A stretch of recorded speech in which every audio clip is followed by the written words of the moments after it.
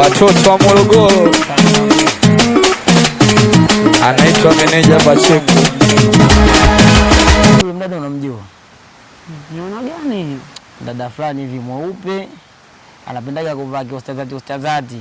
Alafu kidogo kama mrefu ila saizi ya kati fulani hivi. Mrefu afu saizi ya kati. Yani sio sana, yani upo juu ajaenda chini ajaenda, yani yupo. Ana manya hivi. Yaani ile sura inakuja afu si unajua.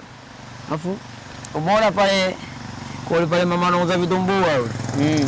Ukikata kona hivi ya kwanza ukiingia kushoto kuna mzee mmoja anashonaga viatu. Pale anakaa nyumba ya pili na hizi. Anakaa nyumba nishampata huyo. Nishampata. Ulikuwa unakodi naye vipi? Huyo anaitwa nani wewe? Nuru.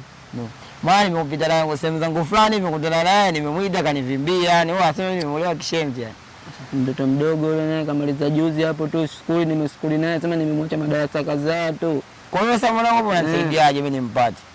Yule. Sasa unajua sasa watoto 2000 ndugu yako. Nani anapokuambia watoto 2000 ndugu yangu ni posho tu. Sasa sikiza basi. Mimi hapa mwanangu nataka vitu vidogo tu mbona. Mimi nataka unisaidie nimpate pale mdada yule. Mimi nakupa hela.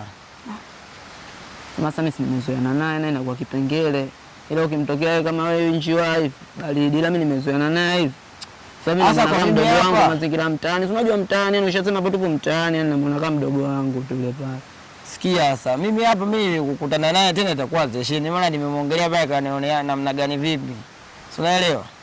Sasa kumtokea tena hapa itakuwa ajabu tena kama namsumbua. Sababu wewe nakutumia wewe hapo. Hapo mimi namba. Mimi niko mimi namba tu mimi nakufosia mimi namba. Wewe nifosie namba zake mimi nitakutoa hata dusko maana. Bali ndio mimi namba yake mimi nakufosia utaala.